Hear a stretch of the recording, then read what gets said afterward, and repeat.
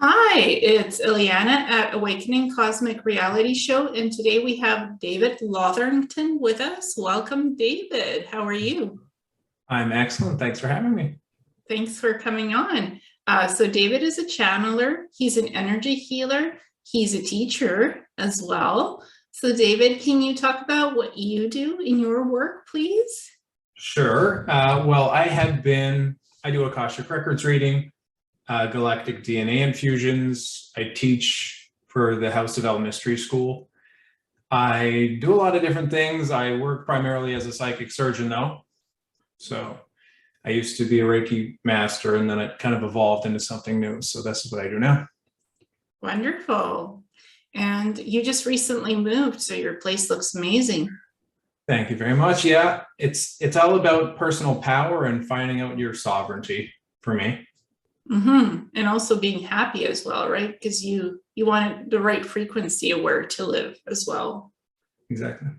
So today we're going to have Cal, who is David's counterpart, join us in for a bit of a channeling session to talk about what is the Lazarus project. That's an SSP project, as well to look at these UFOs, the Tic Tac UFO from 2004 and 15, what Captain Fraser witnessed on the Nimitz when he was in a jet plane to ask Cal, who's piloting these Tic Tacs and UFOs that go underwater and can fly in the sky. So this has both aerial and underwater capabilities.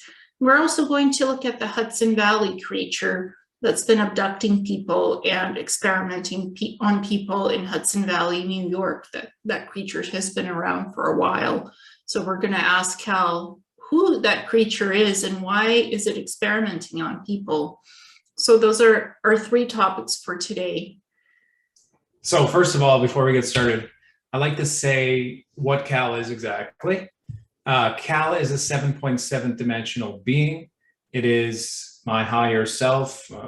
There's many higher selves that we have, but in the 7.7 dimension, this is my higher self.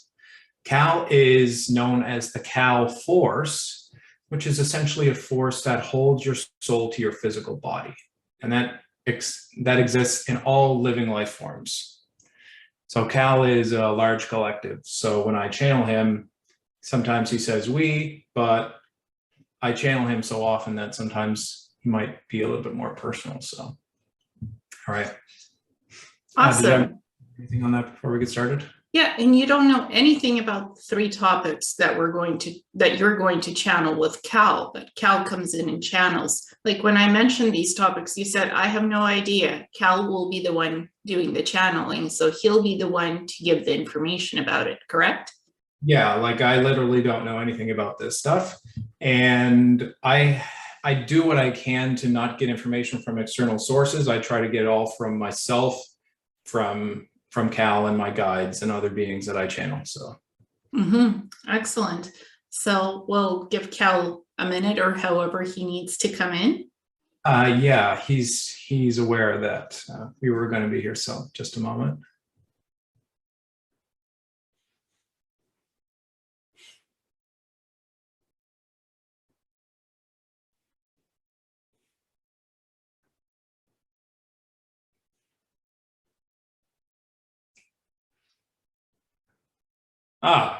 Greetings. We are Cal. Welcome, Cal. It is a pleasure to be here. Thank you for having us. Thank you. Is it okay if we start with the Hudson Valley creature in New York that's been abducting people and experimenting on people since the last, 20, 30 odd years? Yes, of course. What is it that you'd be most interested in? Well, what is this being? It is a biological synthetic being that has been observing your species for several decades. It has approximately been observing you for about 35 years, actually. And it is not alone. However, it operates primarily on its own. Now, it has several beings that it is in union with. Some of these are Greys, some of these are Orion species. And there is other species that humans are not aware of at this moment, but that is Okay.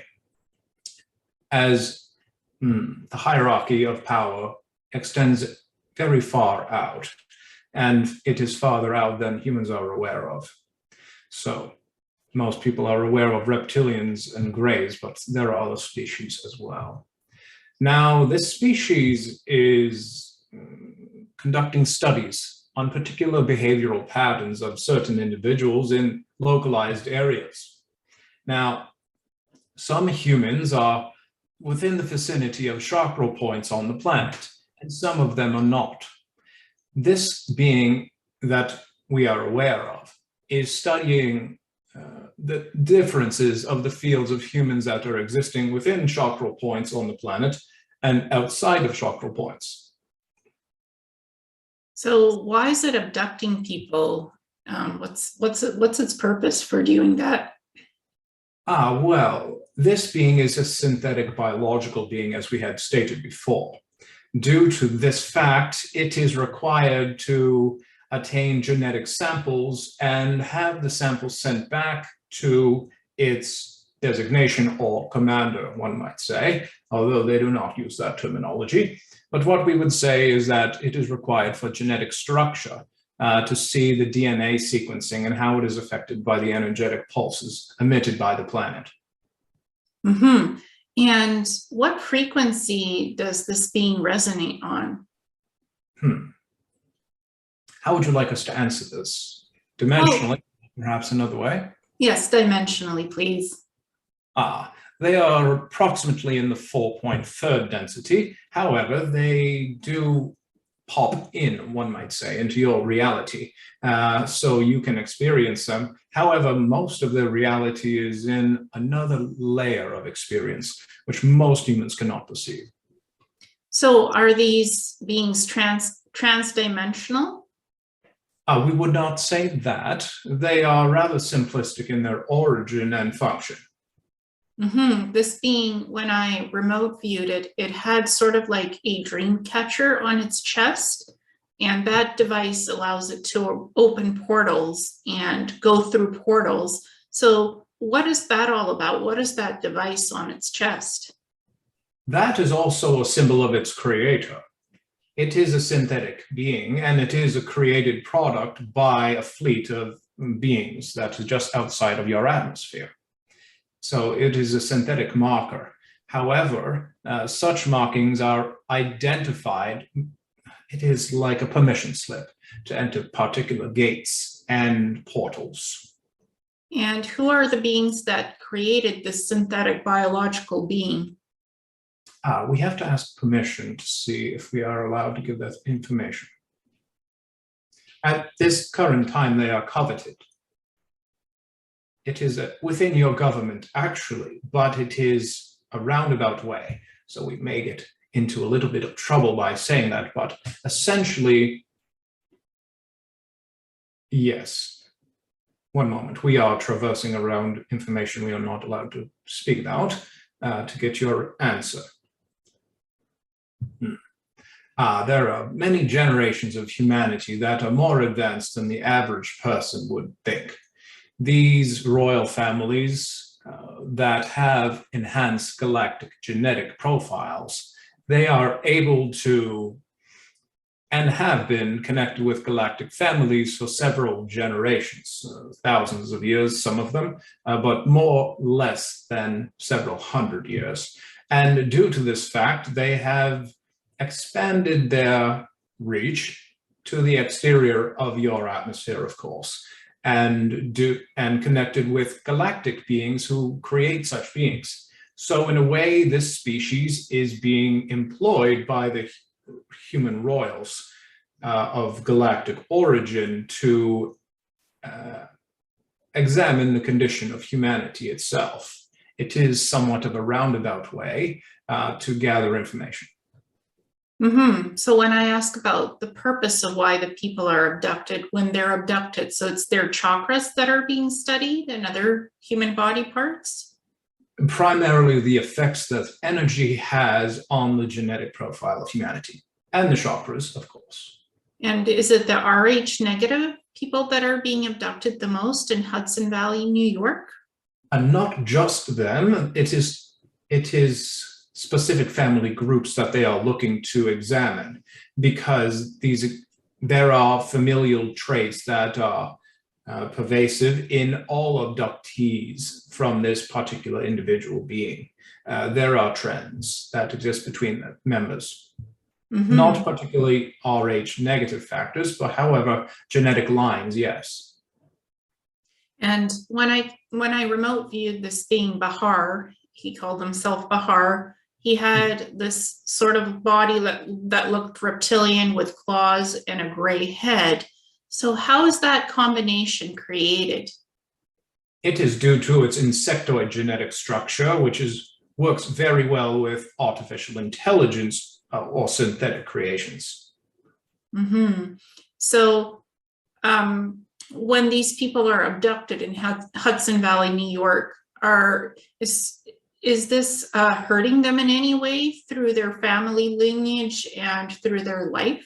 Does this hurt them, or is this done in a benign way? Well, we would say that science can sometimes be harsh. Even when you are having a kidney stone removed, it can cause damage to the urethra. And also, perhaps if it is removed surgically, then it can also cause damage leading to leaving scar tissue.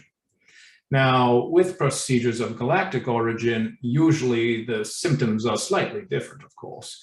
And if there is trauma, it is due to the consciousness level of the individual who has been abducted and being not ready for that particular moment, thereby treating it as a trauma rather than an experience. Mm-hmm. So to these people who are being abducted by these creatures, it could feel traumatic. Yes, because they are not aware of the situation at hand. Are there organs and body parts being upgraded to crystalline energies? Currently at this time, only the genetics of the human can take somewhat of a crystalline proponent. The organs themselves are formed of DNA. However, they are not able to take any crystalline form that you would see as shiny, you would say. Mm-hmm. Because this being said, that some of these creatures, not him particularly, are upgrading people's organs to crystals inside the body. And that's the memories that people have. Now, we do not believe that would be accurate. But what we would say is that they may have been using an analogy to speak with you. Understanding that crystals are the highest form of stone, or perhaps sedimentary rock, that would make sense in your mind that it is a high evolutionary thing that they are doing to advance the structure of the system. Mm-hmm. Is there anything particularly special about Hudson Valley, New York, that these portals can be opened and these creatures come in? Oh, yes, it is a ley line location, and that is the reason why New York is actually where it is. Mm-hmm. So there's energies amplified, and it's easier to open up portals in Hudson Valley, New York, for these creatures to come in. That is correct, but they will be anywhere they wish. But it is a coincidence, since they are looking towards ley lines and chakrals, systems of the planet. That is why they are there. So it is a coincidence that they are at these locations. Mm-hmm. And for the Lazarus project, that's a secret space program project that has to do with seeing things from different timelines, from different even past, present, future, as well as bringing things back from other places. So can you tell us what the Lazarus project is exactly? Yes. Essentially, the Lazarus project was created a long time ago, several decades ago, by humanity, but it was copied from another species who was identifying different familial lines within humans. Some human genetic characteristics are better than others. We can say better because they are more effective at integrating information, reflexes, combat abilities, intelligence, emotional intelligence, creativity, and also a health factor, which optimizes metabolism and other systems within the body. So there are human strains that are more superior than other strains, and we don't want to go on that too much. But the Lazarus project, if you are familiar with the story of Lazarus, it is to bring back that which was once dead. Essentially trying to bring back, that is not a word, but we would say bring back old genetic lines into humanity to assist them. Mm-hmm. And there's another aspect of that project that involves time travel and looking in timeline things. Can you elaborate on that? What that does and how that works? Well, how it works is a very different question from what is that, but we would say that timelines, and if you had to go to the past to get the best genetic profile, it is best to use time, due to the factor that you can have live genetic specimens, which would give you higher accuracy when recreating the new genetic structure and incorporating it into living organisms, sometimes clones and sometimes live hosts, such as children that are implanted into mothers, surrogate mothers. Now, that is most often what the Lazarus project is doing. However, did you have another question? Yes, there's an aspect of what I know from the Lazarus project that it augments people's psychic abilities with a visor machine to be able to look into the past, the near future, and the future. So can you talk about how that technology works? We are just seeing that there is a lot of blocks around this area, and it is being shielded for good reason. It is fortunate that you are able to access such information, but as a near omniscient being, we are not allowed, or perhaps we regulate ourselves in a way that would not get the channel into trouble accessing such information. Okay, yeah, so just for the folks listening, what I know of the Lazarus project, what I saw in planetary corporations, it's not just bringing back the dead and putting the soul back into the body with the Lazarus technology. It's also being able to augment people's psychic abilities while they wear the visor that connects to their Neuralink implants inside the brain. They're able to almost like time travel to see past events, near future events, or future events.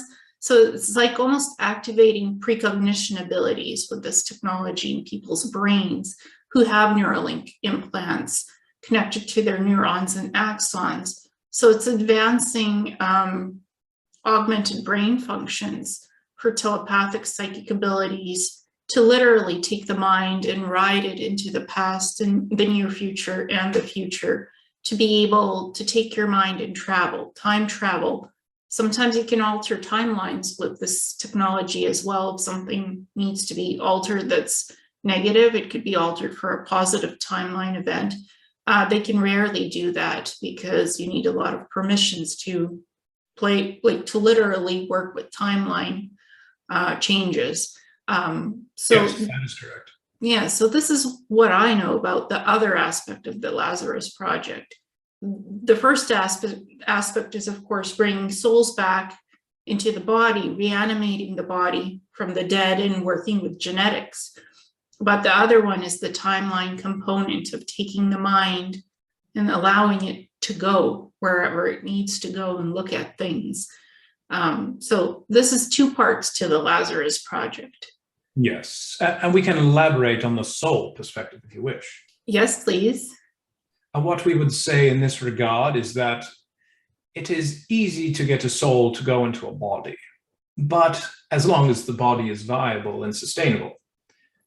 This is the reason for most children dying at 3 months of age that are premature, because the vessel is not able to sustain the physical form. However, it is much more difficult to get a particular soul in a physical body, and that is the real project. Hmm. Well, the genetics of the soul have to be compatible with the body to begin with in order for the soul to come back into that body, That correct? is, yes. Hmm. That's something else I had worked on in the secret space program. So genetics is a factor. Genetic frequency has to be compatible. So, say if a clone is made and its genetics is not perfect, if it's off by oscillation in frequency, the soul won't want to come into a cloned body because it's not a perfect clone of itself. It is primarily due to the limitation of frequencies that a clone can oscillate. Mm-hmm. Now, what we are saying essentially is that clones have a limited capability to change the frequencies in comparison to a regular human, we would say, or non-composite being. Now, due to that reason, a soul is a particular frequency. Although it can change its frequency, it is primarily one frequency, and that is its set resonant frequency. When this soul enters the body that cannot flex or stretch enough to hold the soul or adapt to the soul's requirements, then the body is not sustainable for that soul. And can we talk about the Tic Tac UFOs that showed up in 2004 and 2015, and particularly the Nimitz incident where Captain Fraser witnessed these Tic Tac shaped UFOs flying in the sky and also going underwater, and his jet was launched and he got to experience this phenomenon and see it. I'm wondering who's piloting these Tic Tac UFOs and what's the purpose of them showing up over US military and Navy facilities? Well, this is a branch of Orion species. They have many crafts in the shape and size. Most often the reason is to explore tectonic regions in that particular vicinity of the world, but oftentimes they have bases underneath the water. That is true. Now, it may be the case that your pilot friend has come across one of these entrances to one of their bases. Regarding your question, why would they be observing military oversight, overwatch, we would call it?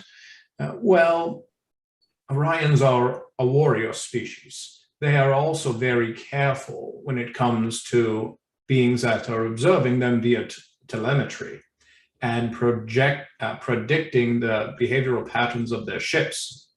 So when they see that someone is scanning them to see where they are going based off of the trajectory or telemetry of their actions, they will definitely observe these beings. And who are these Orion species in particular that you're talking about? What do you mean by that? Well, there's many different species in the Orion system. So who are they? What's the name of the species that's piloting these Tic Tacs? Well, you may call them the Care-A-Een. It is a bit difficult in English. Care-A-Een. And what kind of species are they? What classification would you say they are? They are a hominid-based species. They are somewhat physiologically similar to yourself, though the skin is a bluish color. The skin ranges in the shades of red, deep red, like Hellboy perhaps, into the shades of purple as well.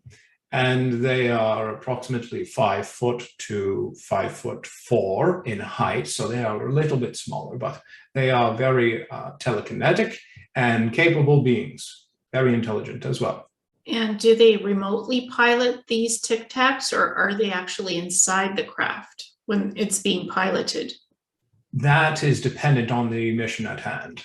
Most often when it is required that they are to enter the atmosphere of the planet, they use drones or perhaps cognitively driven ships rather than risking their lives in the unstable environment of the planet.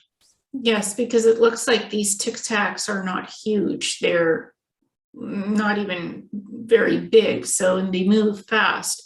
What is the technology that allows these Tic Tacs to move so fast so that they could fly in the sky, in the air, and go underwater? and zoom in and zoom out and zip in and out so quickly? They use a technology that allows them to sync up with the gravitational frequencies of the planet. And they run along these, the channel does not have the terminology, but they are waves, like when you look at a rainbow, it is essentially like that. The rainbow is also interlinked with this gravitational form or wave that exists on your planet. Now, these waves continuously move, and when one knows the frequencies of the planet, one can link from wave to wave and consistently move in a predictable pattern. So there's oscillation frequency field technology that's involved. That's what I'm picking up. That's on these Tic Tacs. Some kind of it's like an orgone field technology, but it's not an orgone, but it has these energetic frequencies inside. So it's like in the middle of the craft on a little platform base, and it looks like almost like an oracle ball, but it's not a ball, but it's frequency and oscillation frequency that I see inside of it that powers this craft. Actually, well, this is not that you are wrong, but we would just elaborate on the concept. Yes, please. The ships are absorbing energies that exist in your atmosphere. As many humans are aware, lightning does not, well, it may seem like it comes out of nowhere, but the energy and the electricity is already in your skies. But the electricity, the lightning bolt, is merely a moment of congruency when the atmosphere is right, whether it is cold and warm fronts clashing together or other ionic particles that are disrupted, creates the lightning bolt. But the energies to create the electricity of the lightning bolt always exist. And that is what the ship is tapping into while it is in your atmosphere. It is like a passive charging system. So this platform with the circular device in the middle, I guess it's like a guidance system monitoring where these frequencies are and oscillating with it in order to take the proper charge for the ship? It is likely the neural link connection, as you say, that will allow them to control the ship remotely. Mm-hmm. Interesting. And many people have said, these pilots have said that they almost had like a spiritual experience when they witnessed this craft. What is that all about? Can you elaborate on that? We can elaborate a little bit on the system as well. Is there a name for humanity? It seems that the name, it is apparent, but it is cloaked. What we would say is that the exterior of the ship is responsible for absorbing such energies as we stated earlier. And because the shell of the ship is so exceptional at absorbing energies from its environment, it is also exceptional at letting go of energies. So it is likely that the human, when connecting psychically or perhaps even visually to such a craft, is having such a disassociated experience or psychic experience, if you wish. It is essentially due to the frequencies of the craft. And in training to such frequencies can result in you changing your frequency to another dimensional waveform, essentially. Mm-hmm. And what is the purpose of really having these craft decloak and us seeing them in the skies? Well, for some of you, it is destiny. It is that seed that must be planted for the tree to grow. And for others, it is coincidence, we would say. Is this being done on purpose to disclose that extraterrestrials exist? Yes. And for the Earth governments to finally say, acknowledge this fact and allow this information to start streaming into humanity's consciousness? It is a group experience that all galactics, well, all is a relative. We don't want to say all. But what we would say is the vast majority of beings that are associated with the Galactic Federation of Light, the Galactic Federation of Worlds, Ashtar Command, and many other associations that have to do with your solar system, they have an agenda to, then we don't want to say too much, but what we would say is to slowly more quickly, we would say is probably better, introduce craft to your atmosphere without disturbing your gravitational fields of your planet and without combusting your atmosphere with plasma-based technology propulsion systems. So there are only a few crafts that are permitted to come into the atmosphere due to the launching technologies that are used by the ships. Mm-hmm. And what kind of launching technologies are used by these ships? There are several different types of technologies which are used by crafts and different species. Each species tends to go towards something that resonates most closely to what they believe. Now, some are more naturalistic, that use more basic forms of propulsion, such as energy, or perhaps, how would we say, increasing cycles repeatedly until it reaches a plateau of performance. It is difficult to say, as there is not a word in the channel's vocabulary that would sum up the name of the technologies. And there are other technologies that bend space and time. There are other crafts that do not move at all. They only teleport and open gateways as well. Beautiful. And is there anything that you would like to share with us that's important for us to know about right now at this time?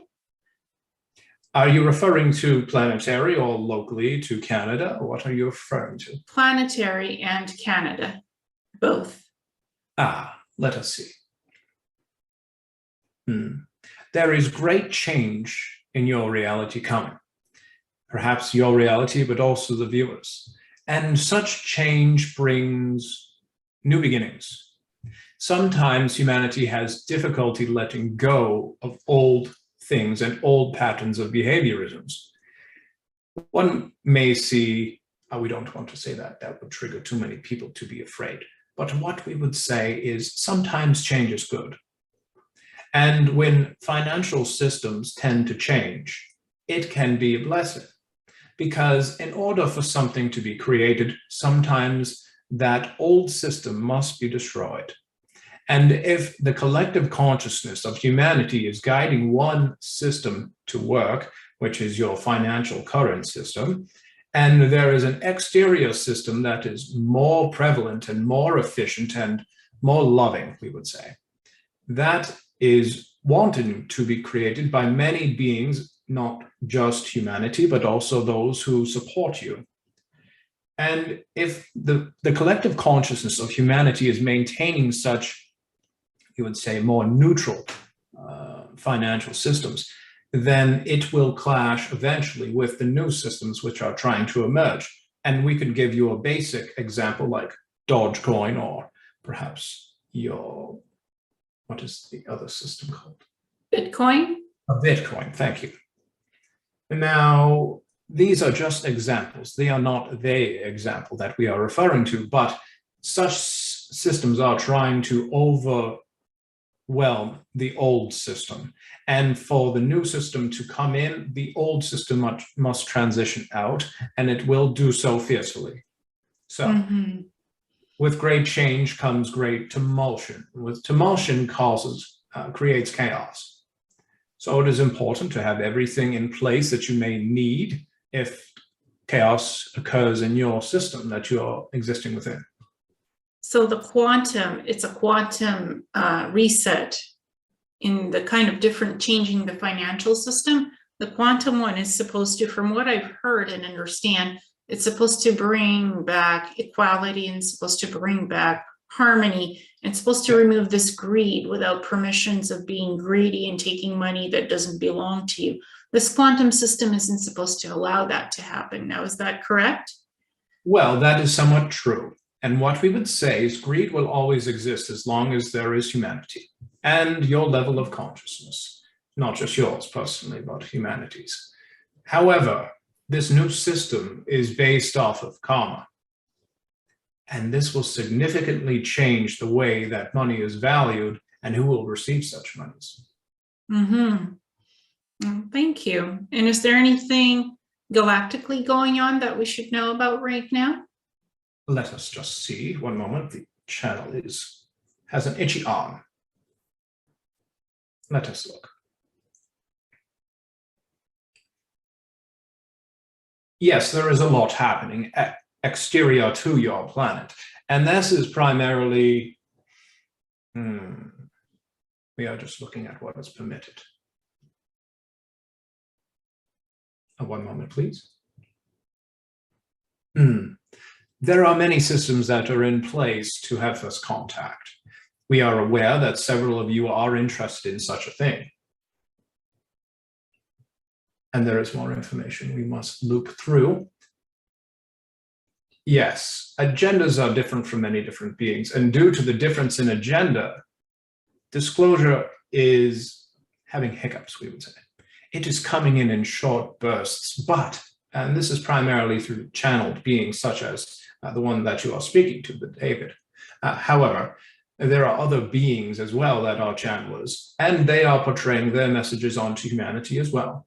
And there are several groups that wish for disclosure to occur faster than others, but it is your financial kings and queens, we would call them, that are preventing such from occurring. They are claiming that the planet is theirs, that the planet is their resources, that humans are their resource, the genetics of the humans, and also the baseline of humanity. And due to that greed, as you know it, that is preventing galactics and other species from being able to visit you, because they believe that they will only take from our planet and not give anything to the planet. And this is due to the internal belief systems of these elite, if you wish to call them that, which they believe that they will definitely take from someone else if they went to another planet. So they believe that everyone else will act in the same way. So the galactics, they don't want to come into the system while these elites are here on the planet. It is the elites that prevent it from happening. And the galactic and government. Policy and government, and the galactics will not violate policy. Yes, that is correct. Due to ethics and morality, of course. Yes.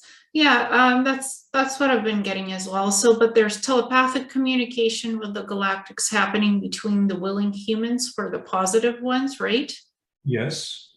And right now, that is how the contact is happening, through telepathy with positive beings and the humans.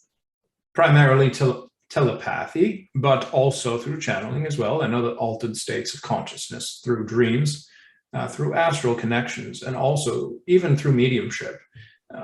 One moment, we have to etch the eye. Now, it is known that there are deceased humans who exist and are seen and perceived by mediums and also channelers and clairvoyants, etc. What we would say is that is not spoke about too often is that there are galactic beings also communicating with deceased humans. And when they do that, they are essentially using the deceased humans to communicate with humanity of messages of galactic nature. And that is another way that galactics are trying to get through to you. So be present and aware. If you hear a voice, that does not mean you are crazy. It means that you are receiving a message, whether it be by many different avenues of frequencies and vibrations. It is likely for your greatest good to occur. And do not be afraid, and you are not a crazy person. Yeah, probably. Yeah, I always have permission from beings, like before it's like calling on the telephone. They ask for permission. They knock telepathically at the psychic door in the mind, and the benevolent ones ask permission to start the telepathic contact. Negatives often don't ask permission, and their frequency may feel harsh. So I just deny them entry and don't let them in for communication. Is that correct, how this works? That is quite accurate, and it tends to be the trend of the mannerisms of the beings, yes. So I can tell the difference between positive beings, negative beings, and if some being has an agenda, And if I'm channeling something that has a bad agenda, I don't let it in. I just don't let it in for the channeling frequency to come in through the human body vessel. I just block it and say, no, that's not happening. Not today, not ever. If I don't like the being that's coming in with inappropriate intent and bad frequency. Yes, that is very wise. You would not want a drug dealing crack addict with psychological dystrophy to come into your house.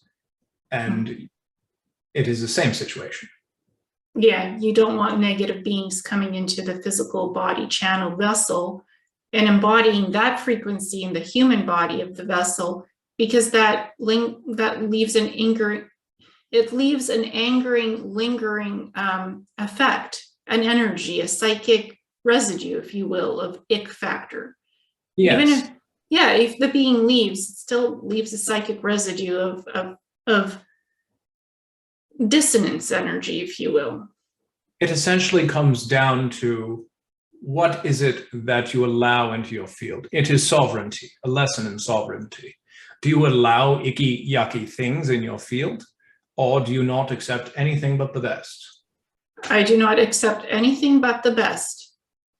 And that is why we are here to help you. Thank you. Because I feel your vibration. It's high. It's pleasant. To me, it's pleasant to be around. So that's why this is happening. That's why we're having this conversation, because I trust the energy. If I don't trust the energy and the intent, I don't let it in. It doesn't come in, and I don't let negative things come in into my frequency fields, because I only want the positive energies. Now, keep in mind that there are lessons in positive and neutral and negative. However, do you wish to experience these lessons? Some of them are visceral, some of them are difficult, some of them are traumatic. And each of them are lessons, and each are experience. Each of them are something that your soul can potentially experience. However, it is up to you to choose in this particular timeline which it is that you choose to have. Yes, I've had some negative experiences with beings too in life situations. I try to keep a healthy balance with that, so it does not overwhelm the human soul while it's doing this human soul mission on this planet. So balance is important in these things, because energy can overwhelm if it's too much of something, correct? That is very correct. We would say too much of one thing is always imbalancing. Mm-hmm. So focusing on positive creates positive, focusing on negative can create negative. Yes, wherever you place your energy, that is where it will grow, what will grow. Mm-hmm. Yeah, the outcomes as well of what you create is what you sustain in reality. Because you are manifesting what you believe. You are manifesting also what you fear. And your chakras are the manifestation engine that drives you forward in understanding of your reality. Mm-hmm. As well as the mind and the heart. It is more the chakras, but the physical heart and mind, they do not do that. The mind is like a computer. It is a system based on situations and conditioning. Without conditioning, the mind essentially has no function. So it is a system that allows the chakras to translate information. Regardless, we don't mean to speak over you.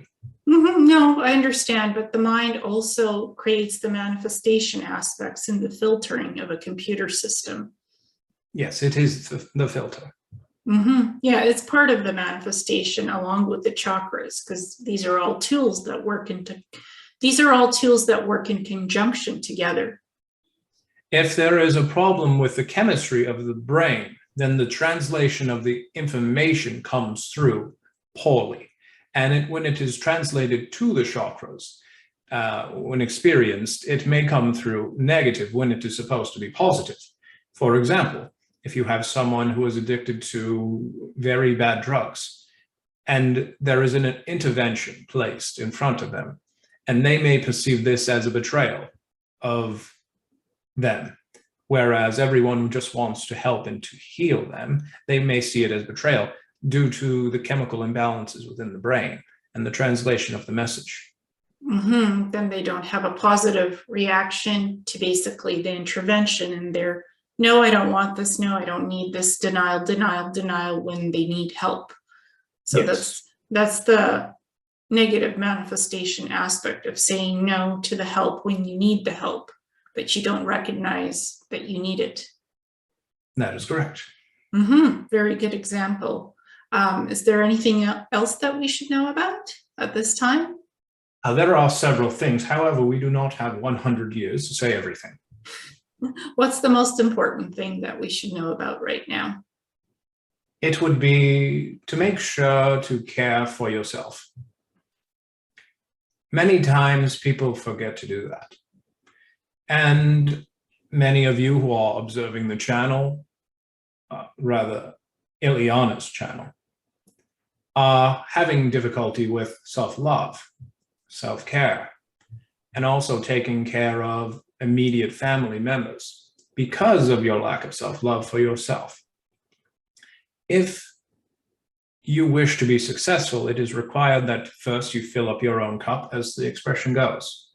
And as your cup is full and overflowing, then and only then do you have the capability to maintain another individual. So this is the way. Take care of yourself, take care of those around you, and make sure that you are extending your knowledge to others if you are asked a question, and that will help them grow. And as they grow, you grow. So help others and help yourself first. Very beautiful. I like it. Feel confident in yourself, feel present in your life, feel balanced, feel worthy, do the self-care, do the self-love. Again, confidence, feel worthy of yourself, and you are worthy. Stand in your sovereignty and your beautiful, loving vibration. Give yourself that self-care, put the time aside to do it. Love yourself, feel worthy, feel compassion towards others. If people are going through hard times, you need to see what they're walking through, walk in their shoes, be compassionate and graceful towards others, because people need to help each other in these times. We all need to be community-based. We all need to be loving and caring towards ourselves and others, our family, our animals, our friends, our communities. It's all one. We are one. We are love. Very well said. Thank you so much, Cal. It's been a pleasure having you here with us today. And thank you for having us. It is a pleasure and a treat. Thank you so much. I look forward to the next time we meet. And thank you. We will return the chat. Yes, please. Goodbye for now. Goodbye.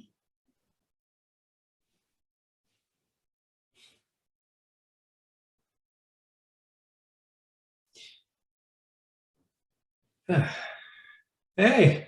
Hello. Cal answered a lot of beautiful questions today. Awesome. That's great. Oh, and can you tell me what those cute creatures are that are behind you on the stairs? These here. Yes, please. You want to see them? Yes, please. The audience wants to see them too, I think. Okay. I made two of them, and one of them was given to me as a gift. So this is a lupine from Sirius.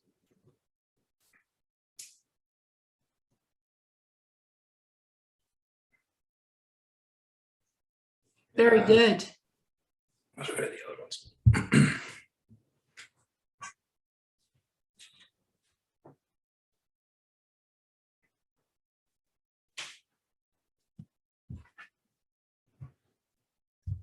This is an aquatic species of Andromedan.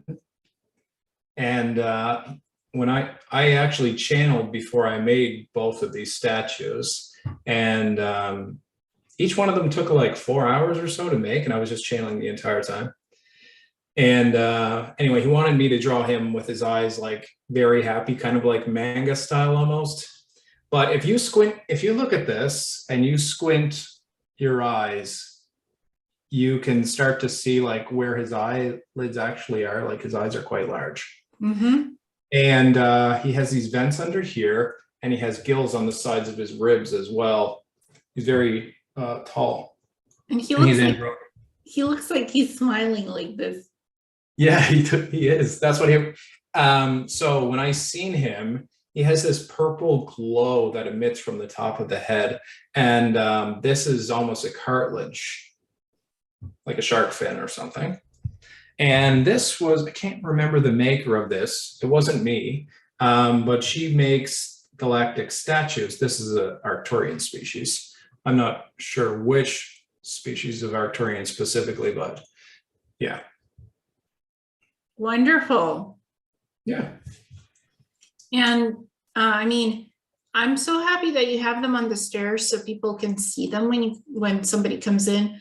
But if somebody has dogs or pets, I wouldn't put it on stairs because creatures like to hop on everything, have a look and go, boom, thunk it on the floor. So just like for those of you who guys have statues and creatures, beautiful like representations of your ET friends or guides, if you don't have pets, that's fine to have it on the stairs. But if you do have pets, put it somewhere up high where it can be seen, but the creatures can't topple your beautiful guides over. Yeah, I think I'll be getting a glass case so I can put them all in, and won't get dust on them and things like that as well. Yeah, because I know you had a pet at one point, right? So, but yeah, for those people, if you don't have creatures, it's fine to have it on the stairs if it's like on a case or something. But if you have pets, put it in a glass case, put it somewhere where it's not going to be toppled over. Totally. I'm sure yours is not going to fall over because you're in control of your environment, right? Mm-hmm. And I liked how it was on display when you came in. It's like, oh man, I want him to show those creatures, please. I want to see what they are. And I've seen the beginning stages of how you were sculpting them and coloring them, and it's beautiful. Do you ever plan to do this as a career, perhaps? I don't think so. The school takes enough of my time in working on clients. So, but you know what? This is a passionate project for me. These are one of a kind, of course, and because I'm channeling the whole time that I make them, I just like. Actually, the problem was with the looping. This guy was easy. I didn't think of anything and then make it. I had just a cube of clay. And I put my hands on the clay and I entered the trance state. And then when I came out, boop, this guy was there. Mm-hmm. So I had a movie running in the background, and I had two movies that went through completely before. And the looping actually started to dry before I finished it. So each one of these hairs is like an actual a tool going in to create the hair. And so it took me a very long time just to do that. So yeah, because you probably were using a specific type of clay that's self-drying, so you don't have to put it in a kiln, right? yeah, it's just DAS, I believe. Mm-hmm. Yeah, and it has to like there's certain types of because I used to sculpt. There's certain types of clays that self-dry and they dry very quickly. Mm-hmm. So you have to do the work quickly too, and then you have to figure out the proper paints that will stick on the clay, the self-dry clay, and you have to be using proper tools. And there's also clay where you can re-wet it and sculpt, then you have to put it in the kiln, then you have to use kiln paint and fire it up in the kiln again once you finish up the color scheme of whatever the sculpture that you're coloring. Sorry, 5 years of sculpting, so I can understand what you were trying to do, and you succeeded because those are beautiful, lovely. Thanks. Appreciate it. Yeah, so I thought I wanted the audience to see that experience of yours because channeling has many different expressions. It does. It really does. And even the same being channeled by someone else will come out differently. Mm-hmm. And the That's expression. part of quantumness too. Yeah. What was that last thing you said? The quantumness. Mm-hmm. Exactly. And yours came out beautifully. I like how you represent them because each being asks literally, can you represent my physical features and what I look like? Mm. And they want you to get it exactly right. That Bahar, the Hudson Valley, New York creature, he's like, I have somewhat of a reptilian body, muscle, not your typical heavy muscle, but more like a runner's build. And I have claws and I have a gray head. So I want to be represented exactly as I look like. So they came through all right for you. Yeah. And I sent you the image. Remember, Yes. I showed you the image of it. I don't want, like, I have it. I have the image. It'll be in my book. So cool. If anybody is interested, it'll be in my next book. Just for today's purposes, I didn't want to bring it up because we were doing the channeling. Like Cal didn't need to see it to know what the being is, because Cal connects to the being itself, correct? Yeah, he can connect. He doesn't need to connect through you. Like if I was to glean you for what you're talking about, I would connect with your energy and piggyback to that information. But Cal can just go right to the source. Yeah, so you've seen the picture and he saw through your eyes what the being is like. So for those purposes, I didn't need to put up the picture again, right? No, it was great for me. Okay, perfect. I just went back and did a little bit of channeling and then boop, came back and we're almost done. Yeah, exactly. So beautiful. Is there anything that you would like to share with us that's important?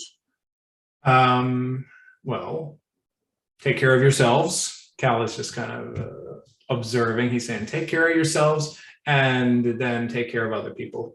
And I would second that. I don't really have any particular messages, but if you're interested in a session, I have my website, davidlotherington.com. Send me an email and you can book your session. And Ileana does awesome work as well. So check her out too. Yeah, my website is Messages from a Star Traveler, Mystic Arts and Healing. And if you type that in a search browser, just like I said, it pops up. And it's also in the description links for David's website and mine in the video description, so you guys can have a look. And please, David is a wonderful healer, channeler. He's a fantastic teacher. I always love having him on my show. And something interesting, a lesson I learned from you, if somebody's looking for land or property, take your time until your frequency vibration, you feel very connected to the place that you want to live on. Because you took, I know this is kind of like private, but it took you a while to find the place, correct? It took me a long time, yeah. Probably 2.5 years to find what I was actually looking for. Yeah, because you wanted to feel good about where you're going to live. First, the home itself needed to be feeling good for you, but the property, the land also needed to meet your purposes for the soul vibration, right? Exactly. And now I'm on top of a mountain and I have 45 acres and I have a river running through my property. And there you go. And I'm by an ocean and I have beautiful 100 feet tall trees in my yard. And I have all these creatures who come in. I'm by the water as well. It's just sunny. The environment feels just fresh and beautiful and clean. And like, we're not living in rural areas by tons of people. David and I are in secluded spots where there's not too much people around. That's true. Yeah, that's also part of our life sustainable missions. We love helping people, but we also value our privacy, right? When's the last time you've seen a wizard downtown? I haven't been downtown in almost 5 years, honestly. So I mean, like, when you see witches, you see warlocks or wizards or whatever, they're always in hovels or caves or towers, right? Yes. Secluded away from people. And there's a reason for that. I believe it's because we have to keep our vibration different and separated, not always in training to the regular populace of people. Because if you do, how can you reach a certain threshold? You can't. Yeah, that's why I always, when I search somewhere to live, I look for a quiet, peaceful place where it's quiet and there's not a lot of people around. So I look for, and I'm a Wiccan practitioner, so I am a witch, white light witch. I shaman, so I look for environments that are peaceful, quiet, and if there are people around me, that they're beautiful people that vibrate on a high density level, dimensional level, because we all have such beautiful capacity to exist on dimensional frequencies. So I just look for that in a good environment. And that's what I've had a pattern on of people ask me, well, how do I choose a place to live? What should I do? I'm like, look at the vibration of the space, the home, the land, the neighborhood, the surroundings. What brings you peace? What brings you happiness? Factor that in when you're looking for property or land, because that's so important right now. Yeah, for me, when I was looking at land, for me, it's all about personal power. Like I want to buy a cyber truck so I don't have to pay for gas, okay, ever again. I'm going to have solar panels so I never have to pay for electricity. I have lots of land so I don't have to have people telling me to cut my grass. There's no bylaws like that around here. I can burn in my backyard if I want. The less regulations that you have, the more powerful you are, the less restricted you are, and the more you're able to do what you want to do. And ultimately, that's what we all want, is freedom, I believe. Yeah, so if you want to have a fire pit and have a nice cozy fire and have a fireside chat, you can have an open fire pit, and you know how to do the safety, you know how to create a safe fire, and just warmth and the glittering, warmth of the fire. That's what you mean by burning, right? Yeah, something like that. Don't burn your grass, dude. Don't make carbon into the air. Don't make extra. Well, I try carbon footprint. I try to not I don't believe in global warming as that we all contribute to this planetary change, but I do believe to be not creating a carbon footprint. I don't believe in burning things because that creates carbon dioxide and monoxide into the air. I agree with you. Part of that Cal mentioned is based off of the planet. So essentially a planet, we have Gaia or Terra, and as Terra evolves, or Gaia's soul, she increases her vibration. As she increases her vibration, we move up in dimension as a planetary body. Ultimately, it's not going to be in our life, but eventually our planet will turn into a sun eventually, if it makes it that far. Yeah, and I've had people telling me we're heading toward a mini ice age, and I'm like, when I remote view that, I don't see that. I don't see an ice age for another 1,000 years. Our planet is actually moving into a point in the solar system where everything is warming up and heating up. Planets are warming up and heating up, like the cores of planets. So I don't really see us heading into a mini ice age. I mean, certain parts of countries and continents, some are heating up, some are getting colder. I don't see a mini ice age, not in another 1,000 years. So people were saying, what do you mean heating up? Places are getting colder. We're hearing about mini ice age coming. And I'm like, that's not what I'm hearing or seeing or getting in remote viewing. So I don't know what you've been seeing. Have you? I have had several visions of the future, and one of them was I didn't know I was going to talk about this today, but two, what's it called? Turquoise colored tsunami waves. So, and then this is a while ago, and then I figured out about the La Palma event. And then I was like, oh shit, that is going to happen eventually. So make some extra preparations for that. Yeah, there's volcanoes going on, happening, erupting. There's heat coming out of the tectonic plates. Things are warming up. I don't see an ice age. In my RV, I didn't see an ice age. I don't think so either. There's water rising and certain water levels going up, the water going up. Yes, I see that. And we just had a flood here where our main highways were flooded for 2 weeks. And food wasn't coming in because the trains were stopped and the trucks aren't coming in on time. I ordered food for my cat on Amazon. And that's still waiting for that to come by mail. So I'm like, there's flooding. Yes, water is rising, tsunamis. There's tsunamis in places and volcanoes erupting, but that does not mean it's a sign of an ice age per se coming in the next 50 to 100 years. So when people tell me, what do you know about global warming? What do you know about asking me questions and weather changes? I say, we're not creating global warming. We're not really yes, cars and gas contribute somewhat to it, but that's a small percentage. It's planetary changes that create weather. It's I not think it's several factors, yeah, that combine together. Yeah, a little bit of like, it will be great when cars no longer use fuel, honestly, because that's so inefficient and it's wasting natural resources of the planet that are not self-renewable so quickly. Because gas is like oil lubrication to the planet, it lubricates the planet. So taking it out of the ground, out of the core, is not helping the core to rejuvenate. So it's not self-sustainable, and batteries, electric cars are not that self-sustainable either in the long run. So a lot of changes need to be made in the structures of how we navigate around this planet. And they will take place. Cal has mentioned several different things that are going to be occurring in the future. And one of them is transitioning out of dark ones and transitioning in of more light souls.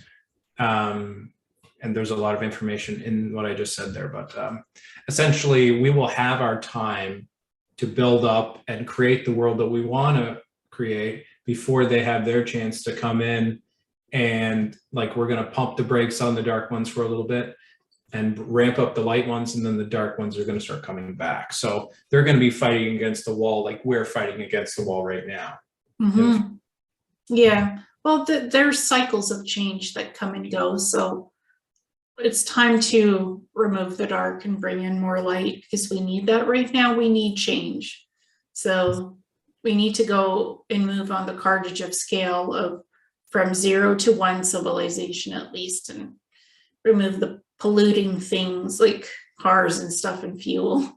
I'm not saying remove, like, find an alternative to powering vehicles instead of gas or those electric batteries that Combustible. they don't even last for 100 years and you can't recycle them. And plastic bags, those don't recycle well. They don't recycle at all. They sit in landfills forever because they don't disintegrate. So people are switching to paper bags, but you're still cutting down trees, but at least paper bags can be recycled. So waste not, want not. That's my philosophy. Reduce the carbon footprint as much as you can.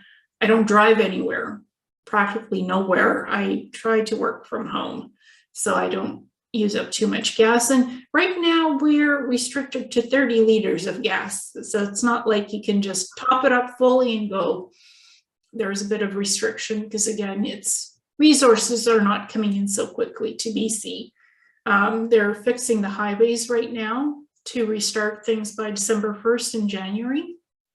But again, these are all things like buy enough food for yourself, enough water for yourself, for your animals. Make sure you're happy finding the place, your forever home where you want to live. Find that vibration of happiness, that frequency. Ask yourself these questions. What will make me happy? What will make me want to live somewhere? The frequency, tap into the inner frequency for whatever you do, because that will help you guide you in the right direction that you want to be in. Beautiful message. Mm-hmm. A wonderful close. Yes, I think so as well. So I'm happy that you are in your home, that you're loving the place where you are. Congratulations. Thank you. I am enjoying it. So I appreciate that. Mm-hmm. Well, beautiful. And we'll see you soon again. See you soon. Bye. Bye.